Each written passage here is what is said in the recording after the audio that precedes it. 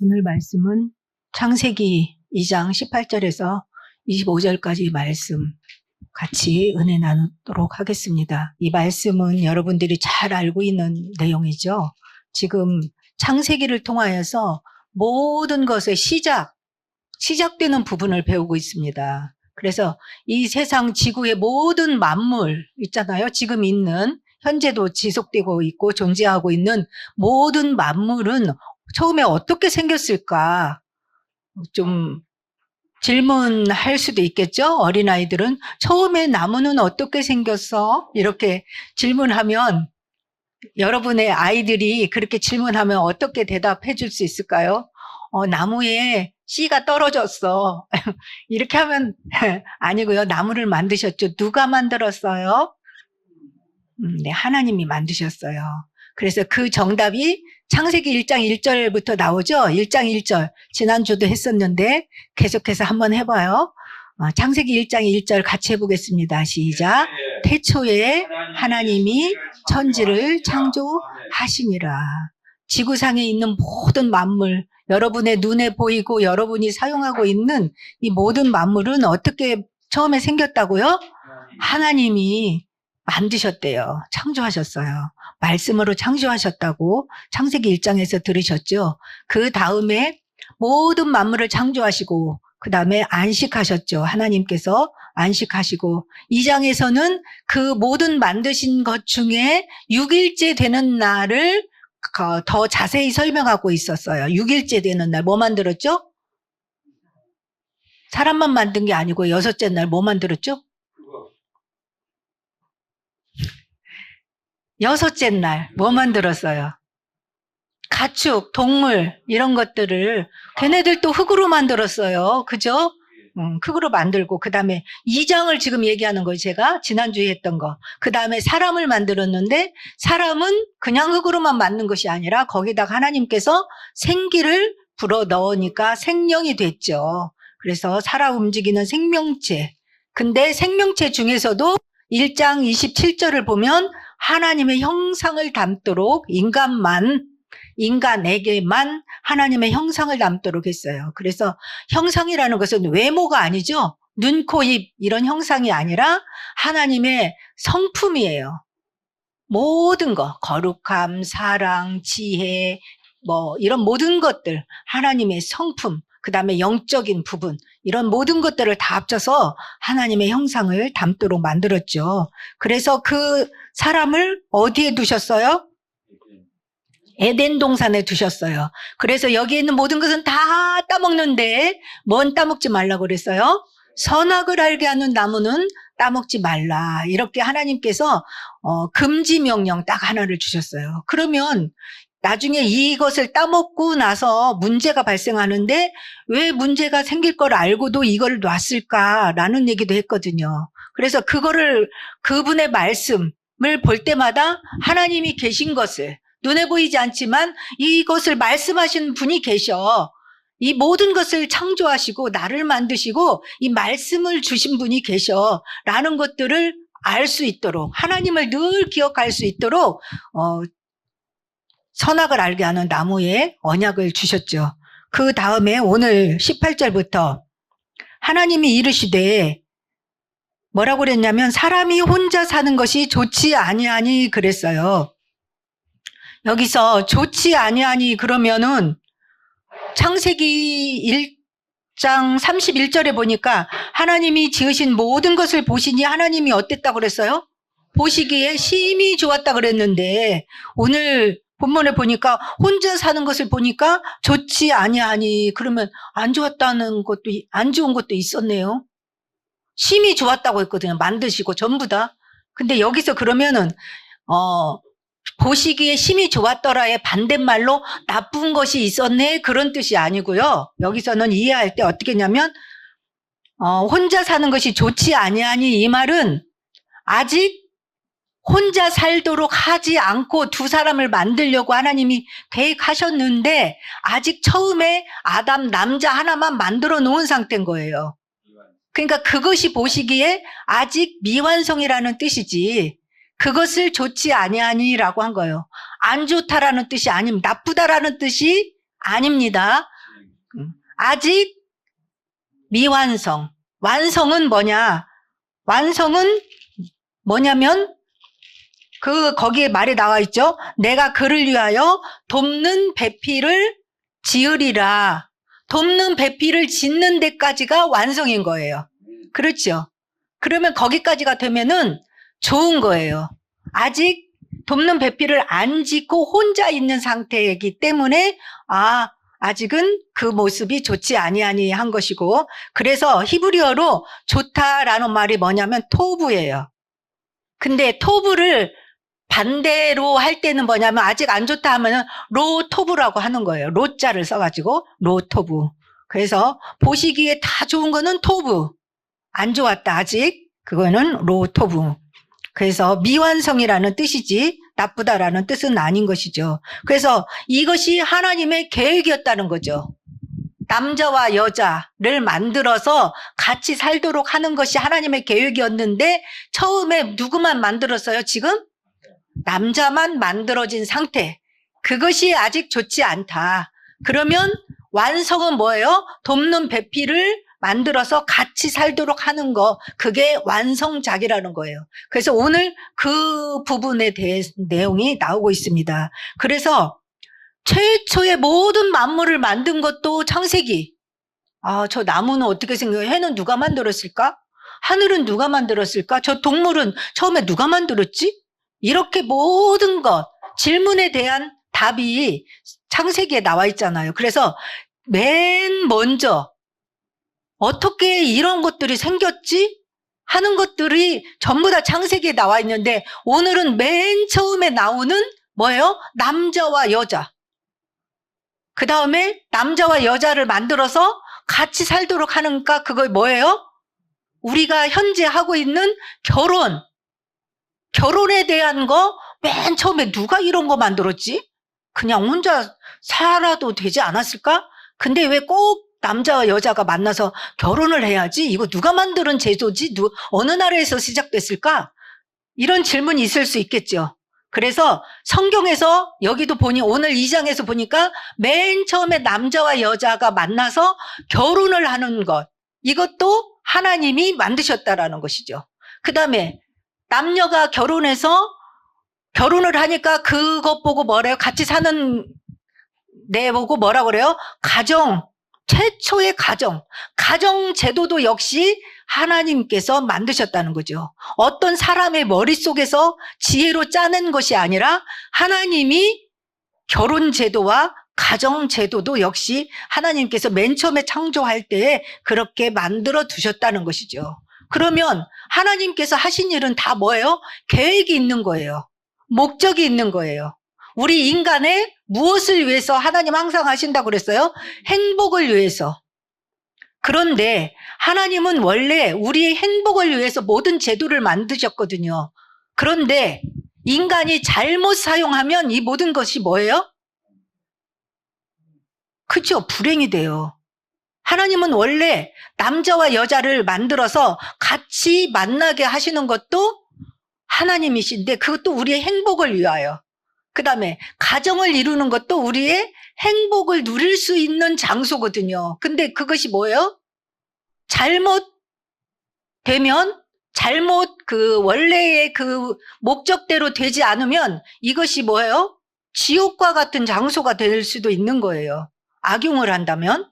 그래서 여러분들이 그럼 맨 처음 하나님은 이런 결혼과 가정 제도를 만드셨을 때 어떤 복을 누릴 수 있도록 해주셨는지 여기에서 창세기를 통해서 우리는 언제나 기준점을 발견해야 돼요. 그리고 어디에서 나에 대한 우리 가정은 어디서 벗어났을까? 뭐가 잘못돼서 내 인생은 이렇게 어려움이 있을까? 우리 가정과 가문은 뭐가 잘못되었는지 이런 부분을 여러분들이 잘 깨달으시고 답을 찾아야 돼요. 그리고 다시 한번 언약을 붙잡으면 돼요. 항상 하나님은 우리에게 말씀을 주실 때 뭐예요? 우리가 잘못 깨달은 거, 잘못 알고 있는 모든 것들을 우리에게 가르쳐 주시려고 말씀을 주시기 때문에 여기에서 바르게 깨닫고 다시금 하나님이 원래 원하는 것은 이거였구나 라고 언약을 붙잡고 새로 시작하면 되는 것입니다. 그래서 말씀 위에 서 있으면 언제나 반석 위에 짓는 집처럼 그때부터 모든 참된 안식과 축복과 말씀 성취의 응답이 일어나도록 그렇게 하나님께서는 해주실 걸로 믿습니다. 혼자 사는 것이 하나님의 계획이 아니었어요. 그래서 맨 처음에 아담을 만들었지만 이제 여자를 만들어서 같이 만나게 해야겠다라고 배필을 지으리라, 돕는 배필을 지으리라, 이렇게 하나님께서는 계획을 딱 세웠어요. 그래서 여기서 돕는 배필이라는 거, 일대지에 보면 돕는 배필이라는 뜻이 뭘까? 여자를 만들어서 돕는 배필을 지금 남자에게 주려고 해요. 그럼 돕는 배필의 뜻이 뭘까? 그것은 히브리어로 에제르라는 뜻이거든요. 근데 이것도 역시 하나님이 원래 남자에게 여자를 주실 때 돕는 배필로 주시고 있잖아요, 지금. 그런데 이것도 오해하거나 잘못 악용을 해서 지금까지 세계 역사에서 이 모든 것들이 악용되어 왔어요.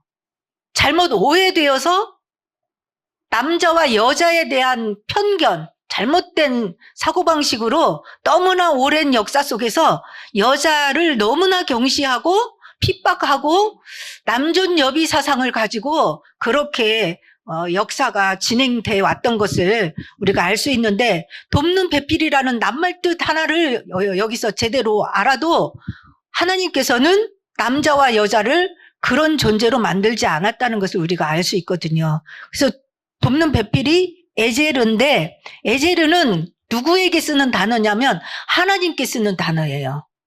성령님께. 그래서 구약 성경에 이 단어가 19번 나오는데요. 16번이 하나님께 이 단어가 사용됐다는 거예요. 그 굉장히 좋은 단어겠죠, 이 에제르가. 근데 이 돕는 배필로 여자를 만들어서 남자에게 줬다는 것은 이 에제르라는 이 돕는 배필이 엄청난 좋은 단어라는 거예요. 하나님께만 쓰는데. 그래서 이해를 조금 더 돕기 위해서 시편 121편 1절 여러분들 잘 알고 계시죠? 한번 알 수 있죠? 내가 산을 향하여, 한번 해볼까요? 시작. 내가 산을 향하여 눈을 들리라. 나의 도움이 어디서 올까? 나의 도움이 어디서 올까? 내가 산을 향하여 눈을 들리라. 나의 도움이 어디서 올까? 2절에 보면 뭐예요? 나의 도움이 천지를 지으신 여호와에게서로다. 인간의 도움은 하나님께로부터 온다는 거예요. 그래서 여기서 돕는 배필, 도움, 이게 뭐예요? 나의 도움은 하나님께로부터 온다. 근데 이 여자가 돕는 배필이라는 이 뜻이 뭐라고요? 이렇게 도와주는, 돕는 배필. 누가? 하나님이 우리 인간을 돕는 그런 역할이라는 거예요. 근데 남자들은 돕는 배필, 여자를 주니까, 아내를 주니까 어떻게 생각해요? 옛날에 그 생각을 하면은, 요즘에는 많이 바뀌었지만, 옛날에는 여자가 결혼하면은 시댁에서 며느리를 어떻게 생각해요? 그쵸? 밥하는 여자 하나 왔다. 밥하는 여자 왔다. 한 명? 그랬잖아요. 옛날에 우리나라 며느리 딱 얻으면 그날부터 어때요? 며느리는 한복 입고 밥을 하는 여자였어요. 밥 차리고, 식구들 부를 때마다 밥 차리고, 그 다음에 온갖 구박을 다 받았죠. 시어머니한테 받고, 남편한테 받고, 시댁 식구들한테.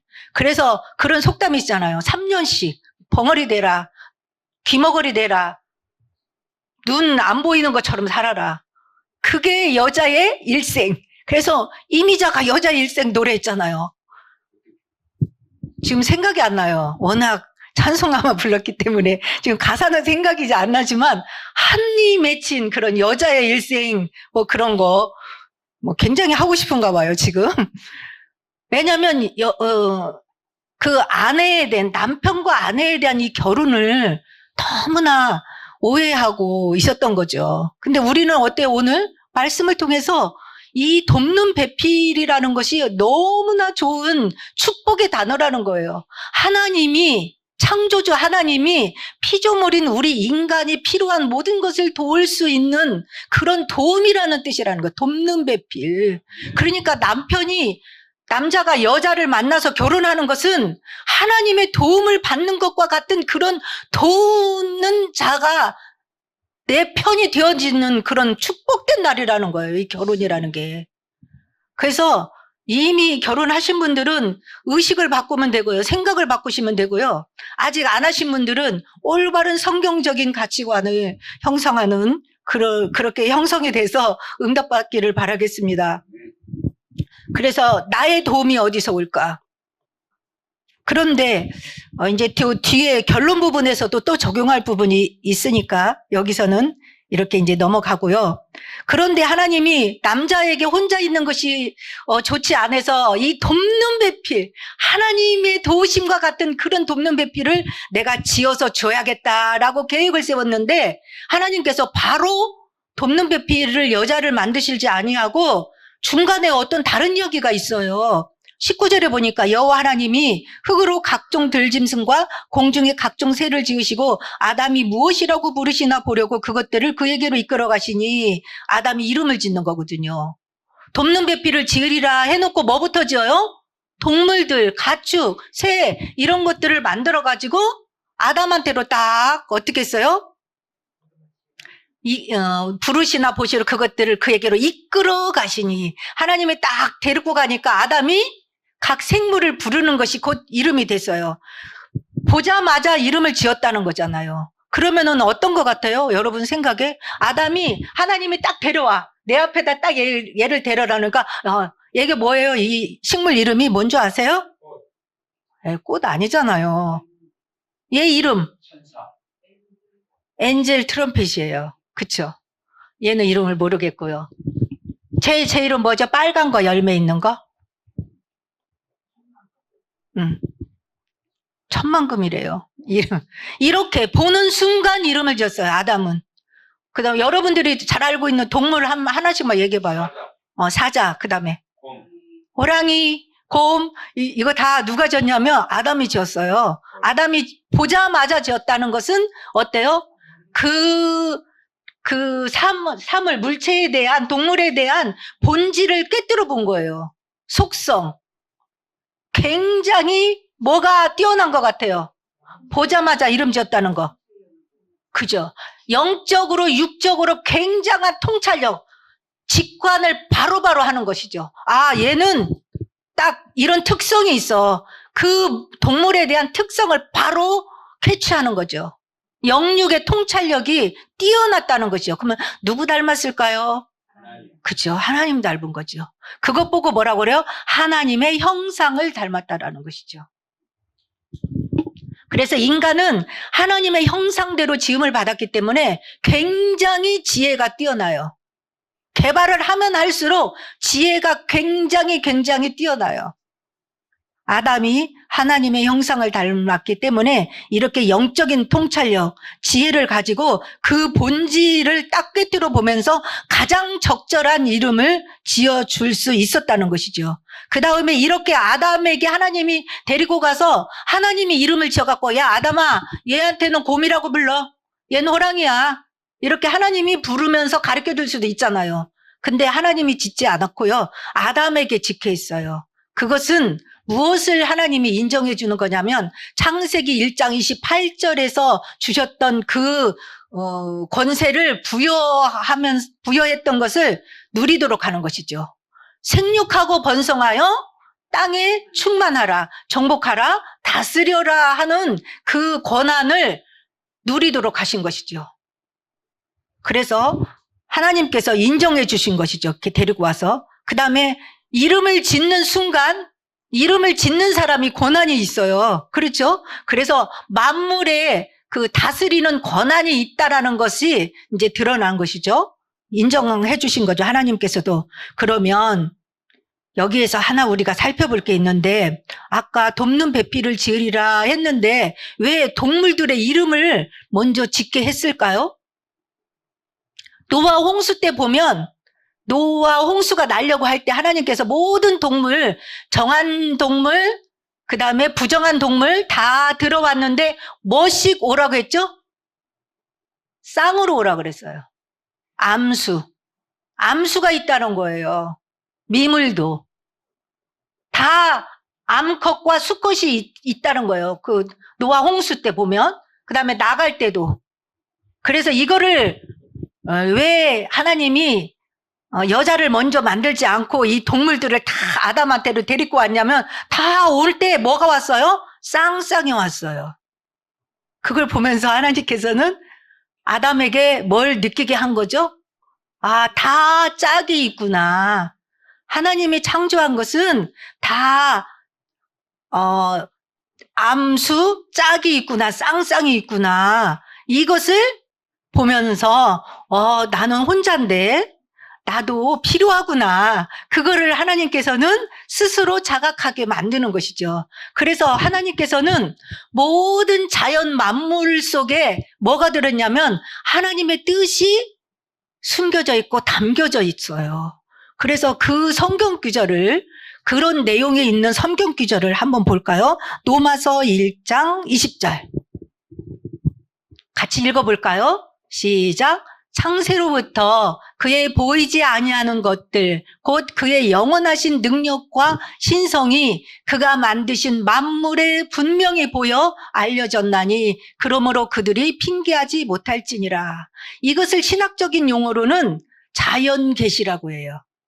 이것만 갖고는 죄를 지은 이후에 하나님을 만날 수 없고 구원받을 수 없기 때문에 성경이라는 특별 계시를 주었지, 죄를 짓기 전에는 이 만물을, 이 자연 계시만 가지고도 얼마든지 하나님하고 소통하고 하나님의 뜻을 깨닫는데 부족함이 없었어요. 그가 만드신 만물에 분명히 보였대요. 지금도 어렴풋이는 이 만물을 통해서 하나님의 뜻을 다 알 수 있어요. 비행기를 타면 하늘 높이 올라가잖아요. 높이 올라가면은 비행기 아래로 뭐가 보여요? 비행기 아래로. 그쵸, 구름. 여기 지상에서는 구름이 굉장히 높잖아요. 근데 비행기를 타보면 구름이 밑에가 쫙 깔려 있어요. 그리고 저는 옛날에 저녁 때 비행기를 탄 적이 있었는데 한 1시간 정도를 노을이 지는데 너무너무 멋있는 거예요. 근데 이 지상에서는 그거를 볼 수가 없어요. 그렇게 길게. 그러니까 비행기로 1시간이면 굉장히 긴 시간이잖아요. 많이 간 거잖아요. 근데 해질 무렵에 탔는데 그게 노을이 그렇게 길게 비행기 속에서 본 것은 정말 경이로웠어요. 여러분들도 비행기 위에 올라가 가지고 지구를 바라보면서 깨달은 것이 굉장히 많을 거예요. 아, 하나님은 창조주야. 능력이 많으셔. 이거를 그냥 지금 이 공간에서 하는 것과 한도 끝도 없이 비행기 속에서 가면서 세상을 바라볼 때 그 창조주의 경이로움을 여러분들 느껴본 적 많으시죠? 비행기 탔을 때. 그 다음에 또 뭐 비가 많이 온다든지 또 아니면 막 햇빛을 본다든지 뭐 이런, 그 다음에 바다를 구경하러 갔을 때라든지 그런 거 보면 어때요? 창조주 하나님에 대해서 다시 한번 생각할 수 있잖아요. 바다를 보면서 어떤 생각이 들어요, 여러분들은? 고기 많다를 생각한대요. 그러면 그 고기를 누가 거기다가 그 많은 고기를, 크고 작은 고기를 만들어서 놨을 수 있을까요? 막 그런 거 보면 어때요? 하나님 정말 대단하시다. 그런 게 느껴지지 않아요? 물이라는 그 색깔, 이걸 생물이라고 할 수도 없고 형체가 있는 것도 아니고.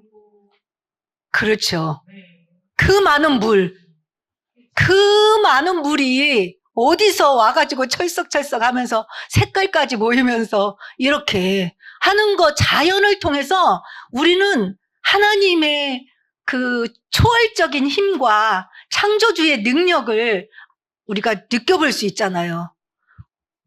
그래서 이런 자연을 통해서 만물 속에 하나님이 감춰놓은 계획, 하나님의 뜻을 우리가 알 수 있었듯이 아담도 하나님이 다 동물들을 데려와 갖고 이름을 지라고 보니까 그 지구상에 있는 동물들 많잖아요. 이름을 몇 시간을 줬을 거예요. 근데 계속 보니까 다 쌍쌍 파티야.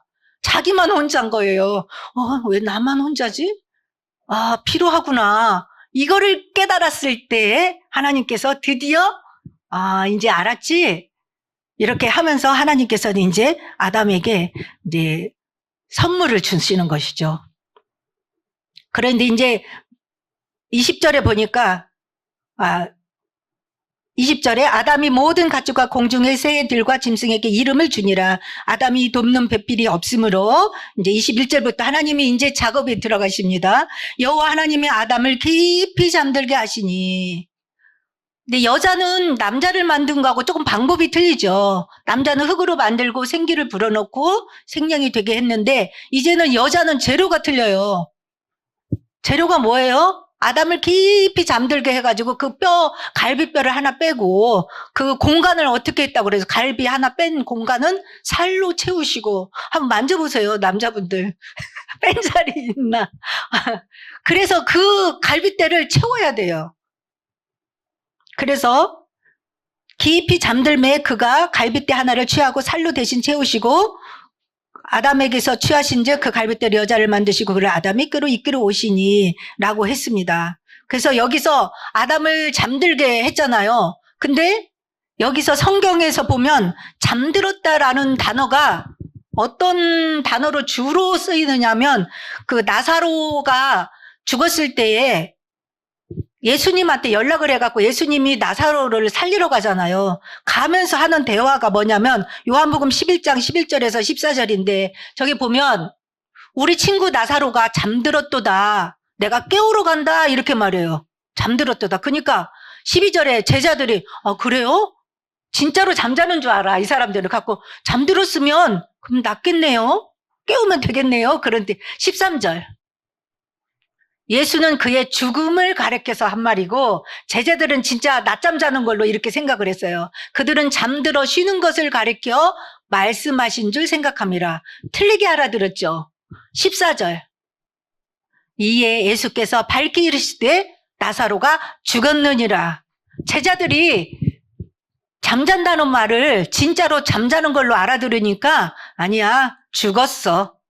근데 내가 깨우러 간다. 이렇게 말씀하시는 걸 보면서 주로 성도들의 잠자는 것, 죽었다는 것을 잠들었다라고 사용했어요. 다른 부분에서도 보면 죽은 사람들을 잠자고 있다. 아직 잠자고 있다. 그랬어요. 근데 우리가 볼 때는 죽은 것이죠. 근데 예수님은 잠자는 거나 죽은 것이나 같은 뜻으로 사용을 했다는 것이죠. 여기서도 아담을 깊이 잠들게 했다는 말은 그러면 어떤 뜻일 수 있어요? 죽었을 수도 있는 거죠. 죽어 이렇게 느끼지 못하게. 그래서 지금 우리가 병원에 가면 어때요? 전혀 기억이 나지 않게 우리를 치료할 때 사용하는 게 수면 마취 그런 거 있죠. 완전히 죽지는 않았지만 전혀 기억하지 못하도록 이렇게 아프지 않도록 이렇게 느끼지 못하게 하면서 어떤 일을 하는 거. 하나님은 전능하시니까 충분히 이런 일을 하실 수 있죠. 그 다음에 깊이 잠들게 하고 나서 갈빗대를 가지고 뭐 했어요?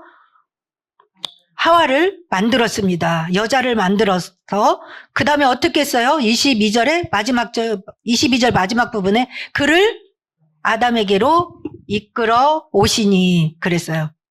아까 동물들도 아담에게 이름지라고 할 때 하나님이 이끌어 오시니 여기서도 여자를 만들어 가지고 어때요?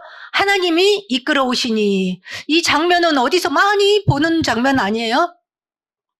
결혼식 할 때 여자를 지금 만들어 갖고 하나님이 이끌어서 아담에게 신랑 될 사람한테 신부를 지금 데리고 가잖아요. 아버지가. 똑같죠? 지금 성경적인 거예요. 그게. 지금 여자를 만들어 가지고 야 아담아 여기 있다 데리고 가라 이렇게 한 게 아니고 하나님이 이끌어서 아담에게 데려다 주는 거예요. 그러니까 남자와 여자를 만나게 해주시는 분이 누구예요? 하나님인 거예요. 그래서 근데 여기에서 성경적인 결혼의 방법, 만남 이런 것들을 우리가 생각을 해보자면 누가 만나게 해주셔야 될까요?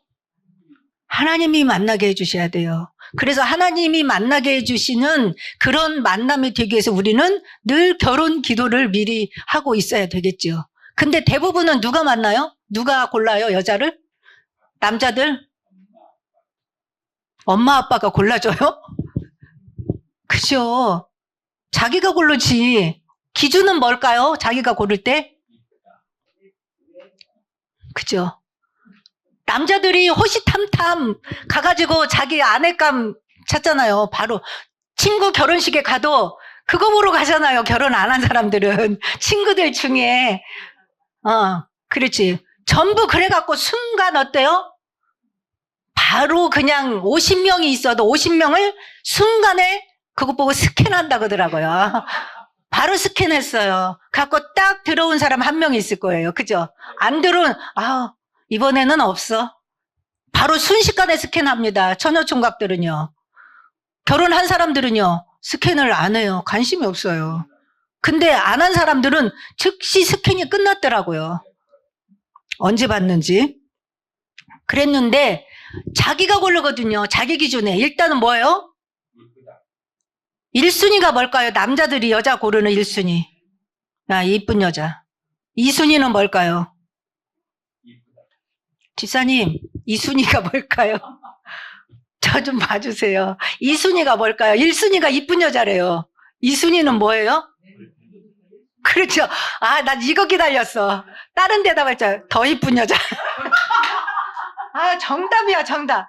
3순위는 뭘까요? 역시 남자분이시네. 네. 그렇죠. 3순위도 저 이거 TV에서 들었거든요. 1순위 이쁜 여자, 2순위 이쁜 여자, 3순위 더 이쁜 여자. 그러니까 100% 이쁜 여자라는 거예요. 네. 그래서 이렇게 자기 기준에 이쁜 여자를 고른다는 거예요. 근데 그렇죠. 근데 이쁜 여자 골랐는데 다른 것이 이상할 수 있어요. 이쁘면 좋죠. 그죠? 다른 거 다 잘 갖춰지고 얼굴까지 이쁘면 얼마나 좋아요. 근데 이쁜 여자 골랐는데 다른 것이 살아보니까 하나도 안 갖춰졌어. 그럼 어때요? 그죠? 안 되죠. 근데 1순위로 이제 그렇게 고르는 것이죠. 그래서 대부분은 내 기준에 맞는 사람들을 결혼 대상자로 고른다는 것이죠. 얼굴만 보나요, 이제? 얼굴이 이제 이쁘면 그 다음에 또 다른 것 따지죠. 학교, 그 다음에 가문, 그 다음에 뭐, 비율, 이런 거. 그게 외모나 마찬가지지만. 이렇게 해가지고, 결국에는 뭐예요? 기준이 그건 거죠. 근데 오늘 기준이 뭐예요?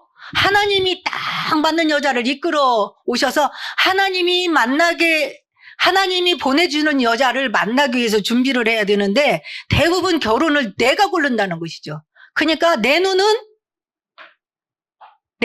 틀릴 수 있는 거예요. 내 기준 왜? 하나님의 기준하고 틀리니까.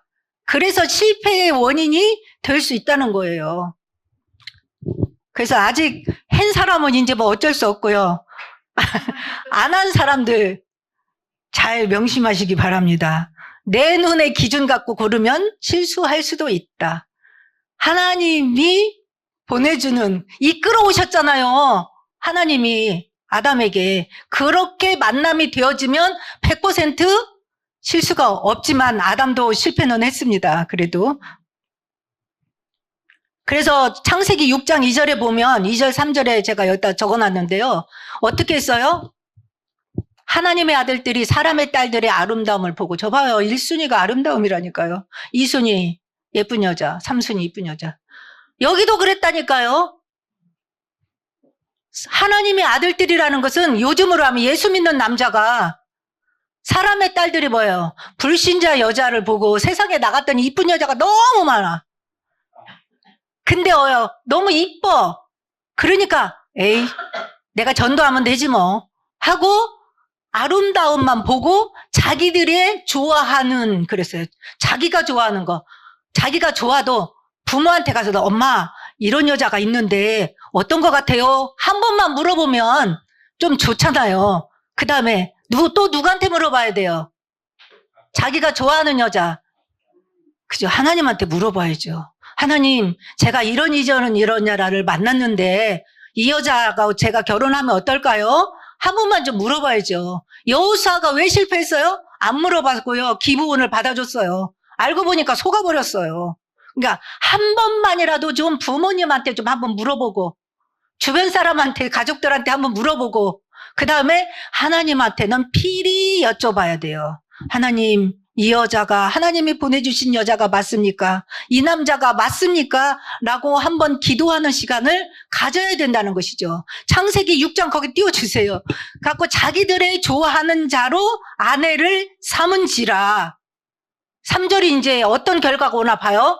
시작. 여호와께서 이르시되 나의 영이 영원히 사람과 함께하지 아니하리니 이는 그들이 육신이 됨이라. 언약 있는 남자들이 언약 없는 여자하고 결혼을 하니까 뭐예요? 불신자 따라가게 돼 있어요. 그래서 육신에 빠져버린 거예요. 영적으로 하나님과 단절되고. 하나님의 영이 그래서 내가 이제 이들과 같이 하지 않겠다. 왜? 그들이 육신이 됨이라. 출애굽 해가지고 가나안 땅에 가고 거기 가서 뭐 하지 말라고 그랬어요? 원주민들하고 언약을 맺지 말라고 그랬어요. 그리고 그 여자들하고 결혼시키지 말라고 그랬어요. 왜? 그들이 올모가 될까 함이라. 그들이 섬기는 음란한 모든 종교에 빠질까 두렵다. 그래서 네 아들이 망하니까 절대 그렇게 결혼을 시키지 말아라 했던 것이죠. 근데 여기서도 창세기 여기서도 그들이 육신이 됨이라. 그러나 그들의 날은 120년 되더라. 이렇게. 그래서 결국에는 노아 홍수로 죄악이 관영한 것을 보면서 이제 다 심판과 멸망을 받게 됐죠. 남자는 히브리어로 아쉬예요. 아니 이쉬. 여자는 이샤. 그래서 이쉬에서 파생돼서 나왔기 때문에 이샤 뗄래야 뗄 수가 없어요. 단어만 봐도. 이 여자를 남자에게서 만들었다라고 했잖아요. 그래서 여자라고 일컫는다. 이쉬, 이샤. 뗄 수가 없는 불가분의 관계가 있죠. 그래서 아담에게 이렇게 이끌어 데려오니까 아담이 하와를 보는 순간 자기도 모르게 고백이 나왔어요. 뭐라고 했어요? 이는 내 뼈 중에 뼈요 살 중에 살이라. 보는 순간 이 고백을 했어요. 근데 아담은 이 여자를 어떻게 만든지 안 봤어요. 깊이 잠들어 있는 중에 했기 때문에 안 봤는데 보는 순간 알았다는 것이죠. 아까 동물들을 보는 순간 그 본질과 그 모든 것들을 사물의 특징을 제대로 탁 아는 것, 영적인 통찰력이 있었기 때문에 여자를 보면서도 바로 내 뼈를 갖고 만들었다. 내 살 중에 살이다라는 것을 정확하게 알게 됐다는 거죠. 영적인 지식이에요, 이게. 영적인 지식, 영적인 지혜가 있어야겠죠. 영적인 통찰력. 이거는 하나님의 영으로 충만할 때 이것을 알게 되는 것이죠. 여러분들도 지금 여러분의 가정에 가족들 있잖아요. 성령이 충만할 때 이런 고백을 제대로 할 수 있다는 것이죠. 하나님의 영이 충만하지 않으면 늘 다 오해해요, 우리는. 남편에 대해서 오해하고 남편은 아내에 대해서 오해하고 어떤 사람이 이러더라고요. 부부는 당신은 나의 로또다. 뭔 뜻인 것 같아. 들었어요? 그렇죠. 왜 이렇게 잘 알아요? 박수 쳐주고 싶어. 너무 안 맞는데. 안 맞아도 너무 안 맞아. 당신은 나의 로또. 네. 맞는 것이 힘들잖아요. 그러니까 짝짝꿍 잘 맞는 부부 드물어요. 로또 같아요. 안 맞아도 너무 안 맞아. 그 다음에 당신은 나의 사탕. 왜 그럴까요? 뭐라고? 이거하고 똑같아. 로또하고 비슷해. 사탕. 깨물어버리고 싶어. 깨물어버리고 싶어. 이런 진짜 이게 다 맞지를 않는다는 것이에요. 네? 들었어요.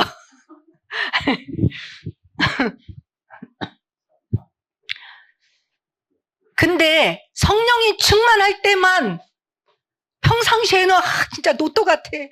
사탄 같아 진짜. 그때 생각하면 만났을 때 딱 생각해 보세요. 만났을 때 생각하면 그때 진짜 내 눈이 어떻게 잘못됐지. 내 눈이 삐었지 그러잖아요. 그날 후회스러워. 그러니까 살다가 안 맞을 때 그러잖아요. 그때 눈이 지금. 그런데 성령이 충만할 때가 가끔 있죠, 여러분들. 은혜 받아가지고. 그때, 회개하면서 어때요? 이는 내 뼈 중에 뼈요, 살 중에 살이라. 그냥 살다가 어쩌다 한 번씩 성령 충만할 때 이런 고백이 제대로 나올 때가 있다라는 것이죠. 그냥 아담은 성령 충만하니까 이 고백을 했다니까요.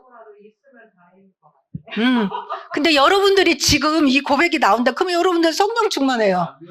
지금 여기 계신 여자분들 남편이 이렇게 된다. 그 다음에 또 남자분들 자기 아내를 생각할 때 내 뼈 중에 뼈고 내 살 중에 살이고 하나님의 선물이고 하나님의 보내신 에제르고 뭐 이렇게 생각을 하면 성령 충만한 것이고 속으로 진짜 진짜 이렇게 생각을 하면 내가 덜 충만하구나 이렇게 진단을 하시면 됩니다. 그래서 하나님께서 이렇게 데리고 가니까 아담은 너무나 하나님의 영으로 충만해서 하나님의 선물인 것을 알고 감사했어요. 내 뼈 중에 뼈고 살 중에 살이라 이렇게 해서 너무 감사했겠죠. 그래가지고 하나님이 딱 데리고 가서 결혼식을 생각하세요. 해갖고 딱 누구한테 인계줘요? 신랑 될 사람한테 딱 아담한테 인계를 해주고 아버지는 딱 축복을 했겠죠. 잘 먹고 잘 살고 이 에덴 동산에서 하나님을 예배하고 행복하게 살아라 이렇게 했어요. 그래서 이제 이 결혼 제도는 계속해서 이제 이어지는 것이죠. 그래서 어떻게 하느냐 결혼 제도를 24절에 보니까 이러므로 남자가 부모를 떠나 그 아내와 합하여 둘이 한 몸을 이룰지로다 그랬어요. 여기서 지금 아담과 하와는 부모가 있어요 없어요? 육신의 부모는 없죠. 직접 만들었으니까. 근데 이제 다음 사람에게 하는 제도로서 하는 거예요. 남자가 부모를 떠나서 아내와 합하여 둘이 한 몸을 이룰지라. 그래서 이제 결혼 제도로서 이제 나오는 게 결과적으로가 이러므로 3대지를 하는데 부모를 떠나야 돼요. 그 다음에 그 단어에서 3가지. 독립성, 연합성, 일체성을 여기서 살펴보는데 부모를 떠나야 하는 거예요. 결혼할 때는. 근데 이유식이 안 돼가지고 어때요? 부모가 자식을 못 떠나보내가지고 문제 생기는 게 너무 많아요. 떠나보내면 문제가 안 생기는데 부모가 못 떠나보내는 가정도 있고요. 어떤 집은 또 자녀가 부모를 못 떠나가지고 마마보이처럼 엄마 어떻게 해? 또 장가 가가지고 이렇게 전화 오면 돼요 안 돼요? 그러면 맨날 부모한테 전화해가지고 어때요? 뭐 엄마 지금 뭐 해요? 뭐 아버지 뭐 해요? 이렇게 하면은 옆에서 아내가 볼 때 어때요? 이 사람은 부모를 아직 못 떠났구나. 너무 싫은 거죠. 그래서 나중에 그게 오래되면 이게 독립적인 가정을 이룰 수가 없어요. 그래서 부모도 자식을 떠나보낼 수 있어야 건강한 가정을 이룰 수 있어요. 자녀들이. 그 다음에 또 자녀들도 역시 결혼을 했으면 자기가 이제는 성인으로서 가정의 그 역할을 잘 해야 돼요. 그래서 여기서 근데 부모를 떠나라는 것이 그냥 인연 끊어라. 이제 네 가정 이뤘으니까 부모를 그냥 외면해라 그런 뜻 아닙니다. 제가 거기다 가입표 써놨죠. 단절하라는 뜻 아닙니다. 근데 어때요?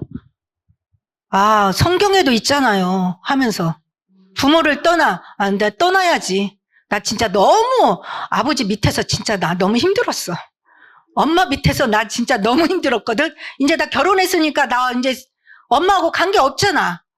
아버지 이제 더 이상 저 간섭하지 마세요. 저 결혼했잖아요. 이러면서 하면은 돼요 안 돼요?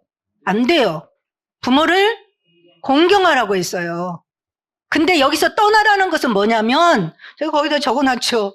성숙한 그런 개체로서의 책임감을 가지고 가정의 주인이 되어서 가정을 이루라는 것이고, 편의, 그 다음에 경제 독립해라는 것이죠. 맨날 나 돈 떨어졌는데 이것 좀 줘봐, 이렇게 하면 안 된다는 거예요. 경제적인 독립을 해라. 그 다음에 거주의 독립을 해라, 이런 뜻이고요. 그 다음에 그의 아내와 합하여라고 했어요.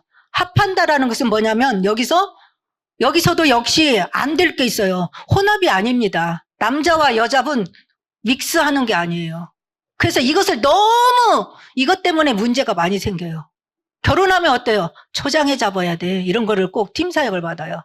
남자들 직장에서 초반에 이겨야 돼. 절대 지면 안 돼. 이런 것을 어디서 배워가지고 와가지고 초장에 싸움이 많이 벌어져요. 왜? 처음에 지면 평생 너 종로를 해야 된다. 이걸 어디서 배워가지고 남자들 초반에 열심히 싸우죠. 여자들도 절대 지면 안 된다. 이제 평생 너는 이제 종로를 돼야 되니까, 그래갖고 너무나 팽팽하게 싸움을 많이 합니다. 근데 연합이라는 것은 믹스가 아닙니다. 나처럼 하라는 거는 안 돼요. 나와 똑같이 하라는 강요하면 안 된다는 것이죠. 다른 것을 인정해야 할 수 있어야 돼요. 그러나 합력하여 선을 이루라는 뜻이에요. 그래서 이제 요즘에는 많이 상의해서 대화를 잘 하더라고요. 옛날에는 진짜 강요를 했거든요. 한 사람한테 화돼야, 남편 화, 그 다음에 아내 화, 둘 중에 하나가 어디로 쏠려갖고 그냥 없어져야 돼요. 주로 여자가 주로 없어져야겠죠? 암탉이 뭐 울면은 집안이 망한다 뭐 이렇게 해가지고, 여자는 그냥 말을 하면 안 돼. 의견을 내세우면 안 돼. 갖고 남편의 가풍에 따라서 그냥 죽은 듯이 그 화, 시댁화되는 것, 남편 화되는 것, 화가 아닙니다. 여기서 두 개체가 합력해서 선을 이루는 것입니다. 이걸 이해를 잘해야 돼요. 초반에 잡아갖고 기선제압하는 거 아닙니다. 그 다음에 둘이 한 몸을 이룰지라 그랬어요. 한 몸은 여기에서 일체를 말하는 것이죠. 그래서 여기서 한 몸이 된다는 것은 창세기 1장 28절 생육하고 번성하는 축복을 누릴 수 있는 기능을 부부간에 만나서 할 수 있도록, 그래서 생육하고 번성하여서 하나님의 창조의 축복이 지속적으로 이루어지게 하는 것이죠. 그래서 여기에서는 근데 한 몸이라고 했잖아요. 둘이 한 몸. 셋이 한 몸입니까? 그러면 5명이 한 몸? 절대 아닙니다. 여기서 두 사람 만들어서 한 사람 한 사람.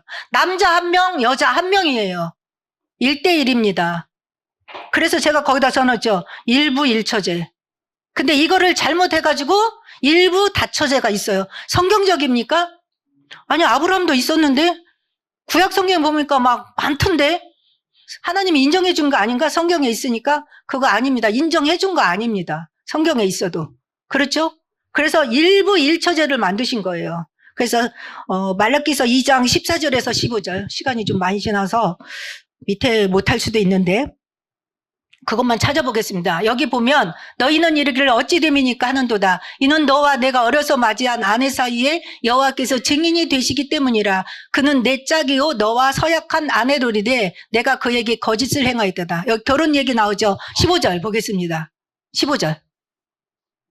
그에게는 영이 충만하였으나, 이게 무슨 말이에요? 하나님은 영이 충만해요. 옛날 성경은 영이 유효할지라도 그랬어요. 유효하다는 것은 많이 남아있다는 거예요. 오직 하나를 만들지 아니하였느냐. 남자 하나, 여자 하나. 왜? 하나님은 영이 충만해서 충분히 남자 하나에다가 여자 10명, 100명 그렇게 만들어줄 수도 있다는 거예요. 근데 하와 한 명을 줬잖아요. 이 말은 왜요? 저기 볼까요? 이는 경건한 자손을 얻고자 하심이라. 그러므로 내 심령을 삼가 지켜 어려서 맞이한 아내에게 거짓을 행하지 말지니라. 일부 일처제 하라는 거예요.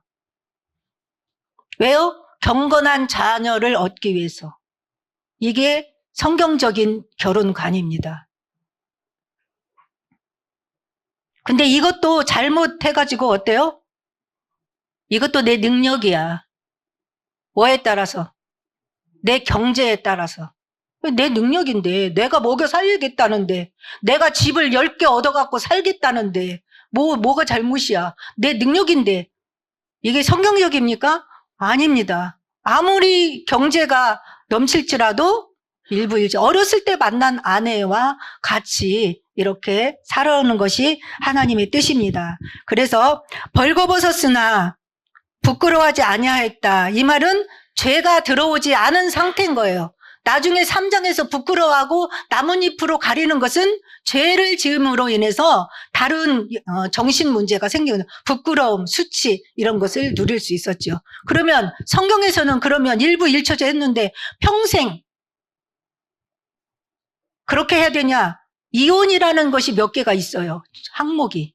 그건 오늘 제가 다루지는 못하지만 그런 부분에 해당되었을 때는 그렇게 할 수도 있는 것입니다. 그래서 그런 상태에 있으신 분들은 희망을 가지고 새 출발을 하시면 됩니다. 성경적으로. 그 다음에 이 결혼에서 에베소서 5장 22절에서 33절에 보면 이 부부 간의 관계를 교회와 그리스도의 관계로 이렇게 했습니다. 5장 22절 볼까요? 아내들이여 자기 남편에게 어떻게 부부 간에 살아야 되는지 교회와 어떤 걸로 비유했다고요? 교회와 그리스도의 관계. 빨리 읽고 마치겠습니다. 같이 읽어요. 좀 길어요. 저 화면 보면서 시작. 아내들이여 자기 남편에게 복종하기를 주께 하듯 하라. 이는 남편이 아내의 머리둠이 그리스도께서 교회의 머리둠과 같음이니 그가 바로 몸의 구주시니라. 이는 그러므로 교회가 그리스도에게 하듯 아내들도 범사에 자기 남편에게 복종할지니라. 남편들아 아내 사랑하기를 그리스도께서 교회를 사랑하시고 그 교회를 위하여 자신을 주심같이 하라. 더 했어요. 이는 곧 물로 씻어 말씀으로 깨끗하게 하사 거룩하게 하시고 자기 앞에 영광스러운 교회로 세우사 티나 주름 잡힌 것이나 이런 것들이 없이 거룩하고 흠이 없게 하려 하심이라. 이와 같이 남편들도 자기 아내 사랑하기를 자기 자신과 같이 할지니 자기 아내를 사랑하는 자는 자기를 사랑하는 것이라. 누구든지 언제나 자기 육체를 미워하지 않고 오직 양육하여 보호하기를 그리스도께서 교회의 함과 같이 하나니 우리는 그 몸의 지체임이라. 그러므로 사람이 부모를 떠나 그의 아내와 합하여 그 둘이 한 육체가 될지니 이 비밀이 크도다. 나는 그리스도와 교회에 대하여 말하노라. 그러나 너희도 각각 자기 아내 사랑하기를 자신과 같이 하고 아내도 자기 남편을 존경하라. 그리스도와 교회의 관계. 그것이 바로 아담과 하와에게 주신 남편과 아내의 삶의 모습. 그것이 하나님이 최초에 주신 남자와 여자를 만드셔서 결혼을 하게 하시고 가정을 주신 그런 축복입니다. 여러분의 가정과 또 자녀들과 대대 후손에 이런 하나님의 결혼의 축복, 가정의 축복이 넘치기를 바라겠습니다. 기도하겠습니다. 하나님 아버지 감사합니다. 우리에게 창조의 모든 축복을 주시고 가정을 주셔서 이 모든 축복을 가정에서 누릴 수 있도록 도와주시고 또 말씀을 통하여서 우리가 어떻게 부부로서 살아야 되는지 그리스도와 교회의 관계를 통하여서 교훈하여 주시니 감사합니다. 우리 예비교회 모든 성도들이 그리스도와 교회의 관계를 통하여서 남편과 아내의 역할을 감당하게 하시고 우리 후대들에게도 이 축복이 전달될 수 있도록 축복하옵소서. 성경적인 결혼, 성경적인 가정, 성경적인 남자와 여자의 가치관이 올바르게 형성되고 누리게 하옵소서. 예수 그리스도의 이름으로 기도했습니다. 아멘.